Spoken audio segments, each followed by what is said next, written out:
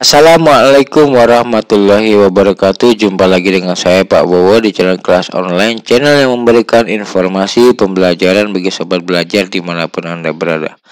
Pada kesempatan kali ini saya akan membahas materi IPA di kelas 7 untuk SMP atau MTS. Sebelum saya menjelaskan lebih jauh materi kita pada kesempatan kali ini, seperti biasa jangan lupa untuk subscribe, like, komen, dan juga share. Oke, langsung saja kita bahas materinya pada kesempatan kali ini. Materi kita pada kesempatan kali ini yaitu berkenaan dengan dinamika populasi. Dinamika populasi itu ada di materi kelas 7. Ya, ada di materi kelas 7 yang berkenaan dengan manusia dan makhluk hidup dan lingkungannya. Oke, langsung saja kita bahas materinya pada kesempatan kali ini. Yang pertama kita bahas mengenai pengertian dari dinamika populasi. Dinamika populasi itu berasal dari kata yang pertama ada dinamika. Yang kedua ada populasi. Dinamika adalah perubahan. Berarti dalam hal ini dia bisa berubah maju atau bisa berubah mundur. Bisa bertambah dan juga bisa berkurang. Sedangkan populasi adalah kumpulan dari individu sejenis yang menempati suatu wilayah. Maka dapat dikatakan bahwa dinamika populasi adalah perubahan yang terjadi pada populasi di suatu lingkungan.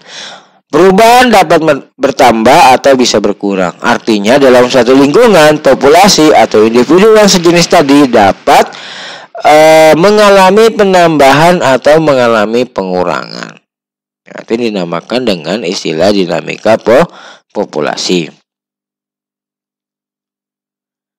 Apa yang menyebabkan terjadinya dinamika atau perubahan populasi?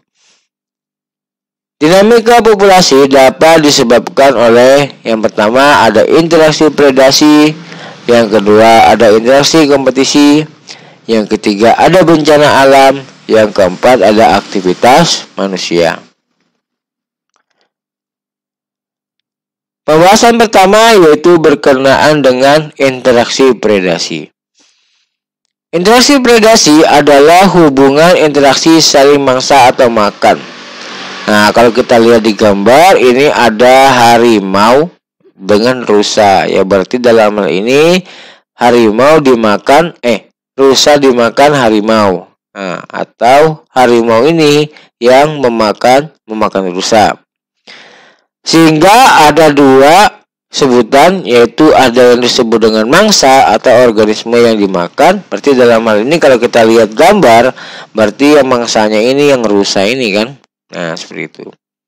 Dan ada predator. Nah, predator ini yang memangsa. Nah, misalnya berarti di sini adalah harimau. Nah, harimau. Nah, jadi predasi ini adalah hubungan saling makan. Contohnya singa dan rusa, atau di sini kalau di gambar ini adalah harimau dan rusa. Interaksi predasi dapat mempengaruhi jumlah populasi. Yang mana jika jumlah populasi predator atau mangsa meningkat, maka jumlah mangsa akan menurun. Nah, jadi logikanya jelas ya. Jika predator atau pemangsa meningkat, maka jumlah populasi mangsa akan menurun. Ya, misalnya kalau awalnya jumlah harimau tadi ada 10, ya. Kemudian jumlah rusanya ada 20. Nah, berarti dalam hal ini jumlah yang dimakan lebih banyak. Nah, lalu kemudian harimau tadi populasinya bertambah gitu, jadi 20 misalnya. Nah, sedangkan jumlah rusa tetap 20. Maka yang terjadi apa? Yang terjadi adalah populasi mangsanya itu akan menurun karena jumlah yang memakan itu lebih banyak, sehingga dia lebih cepat habis. Nah, seperti itu ya. Sebaliknya, jika populasi mangsa itu menurun atau yang dimakan itu menurun, maka populasi predator atau pemangsa juga akan ikut menurun. karena jumlah yang dimakan itu sedikit. Nah, misalnya tadi jumlah rusanya tadi 20, jumlah harimaunya meningkat jadi 20. Karena yang memakan rusa itu banyak, akibatnya jumlah rusa itu menurun. Nah, jumlah rusanya itu menurun. Nah, karena jumlah rusanya itu menurun, berarti ada jumlah beberapa harimau yang kekurangan makanan atau kesulitan untuk mendapatkan makanan, dan lama-lama dia akan mati. Maka jika jumlah pemangsa menurun, jumlah predator juga menurun. Maka yang benar dalam suatu ekosistem yang tepat adalah jumlah pemangsa itu, jumlah yang dimakan atau pemangsa itu harus lebih banyak daripada jumlah yang memakan. Nah, itu adalah ekosistem yang normal seperti itu. Lanjut. Interaksi kompetisi. Interaksi kompetisi adalah persaingan. Nah, jadi berbeda dengan predasi. Kalau predasi tadi ada yang memakan dan ada yang dimakan. Nah, sedangkan dalam interaksi kompetisi ini adalah persaingan antara makhluk hidup yang atau interaksi yang berupa persaingan. Yang mana kompetisi ini dapat terjadi antar individu dalam satu spesies atau terjadi antar individu dalam berbeda spesies. Misalnya antara harimau dengan singa. Nah, itu kalau itu berbeda spesies jelas. Atau antara rusa dengan rusa, itu rusa dengan rusa berarti satu spesies. Dalam hal ini berarti ada satu atau lebih yang memiliki kebutuhan yang sama. Ya, misalnya antara harimau dengan singa yang berebut daerah kekuasaan, sama-sama membutuhkan kekuasaan gitu kan. Atau yang sejenis misalnya, atau yang sama misalnya antara rusa dengan rusa yang berebut makanan. Nah, itu ya berarti kebutuhannya makanan. Contohnya, persaingan untuk mendapatkan makanan antara sapi dan rusa. Dalam hal ini sapi dan rusa ini berbeda ya, tetapi memiliki kebutuhan yang sama, yaitu makanan, sehingga terjadi persaingan. Atau perebutan wilayah kekuasaan antar kelompok singa. Jadi sama-sama singa yang memperebutkan daerah wilayah kekuasaan atau daerah untuk mencari makan, sehingga terjadi persaingan. Nah, ini dalam hal ini individu dalam satu spesies, yaitu sama-sama singa. Interaksi kompetisi dapat memberikan pengaruh dalam jumlah populasi, yaitu populasi yang dapat bertahan hidup, dalam hal ini adalah populasi yang menang, akan meningkat. Sebaliknya, populasi yang tidak dapat bertahan hidup itu akan berkurang. Misalnya, antara sapi dengan rusa tadi, ternyata sapi itu dapat bertahan lebih baik dan mendominasi wilayahnya. Akibatnya populasi rusa akan berkurang karena kesulitan makanan. Nah, contoh lagi, misalnya ada tumbuhan yang memiliki dahan yang banyak sehingga daunnya lebat. Di bawah tumbuhan yang besar tadi, yang daunnya lebat tadi, tidak ditemukan tumbuhan yang hidup. Mengapa? Berarti ada persaingan ya. Di bawahnya, tumbuhan di bawah itu tidak mendapatkan sinar matahari dan lama-lama akhirnya mati karena tertutup oleh tumbuhan yang memiliki daun yang luas tadi. Nah, itu ya. Kemudian ada bencana alam.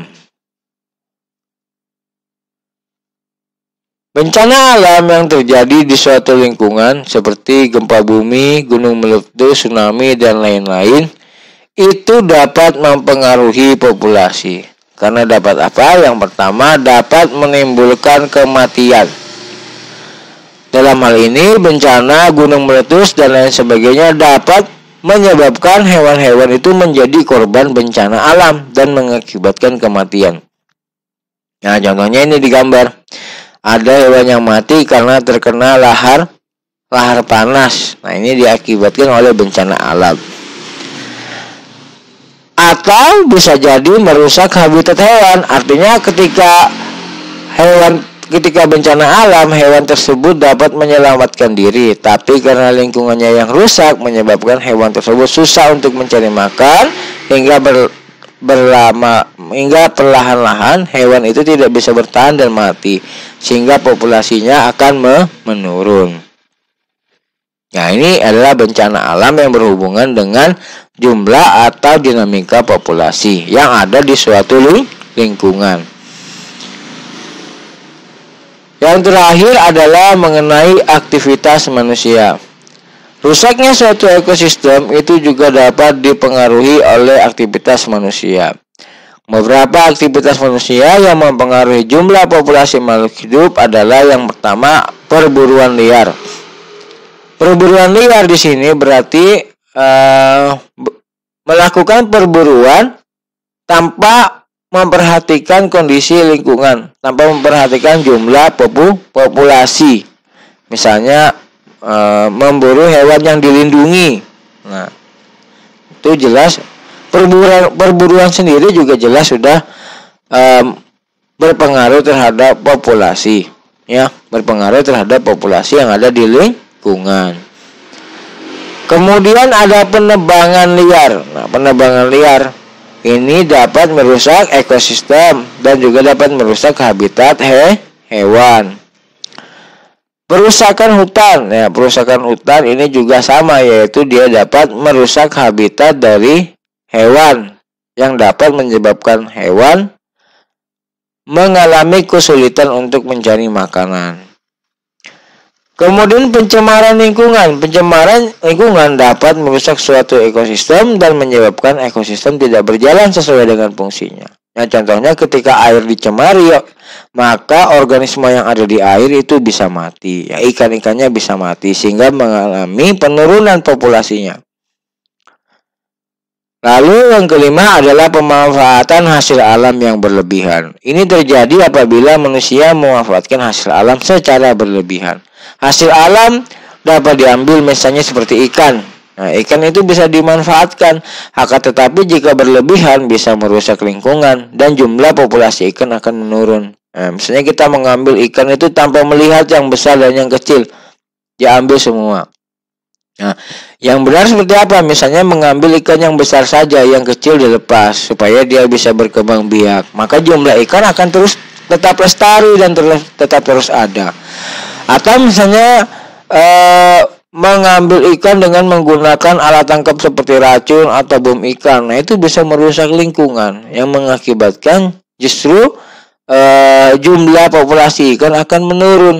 Nah, akan menurun. Maka yang benar adalah bagaimana, yaitu pemanfaatan hasil alam yang berwawasan lingkungan atau yang melihat kelestarian lingkungan. Oke, sekian penjelasan dari saya. Mohon maaf apabila ada kesalahan. Jangan lupa untuk subscribe, like, comment, dan share. Oke, assalamualaikum warahmatullahi wabarakatuh.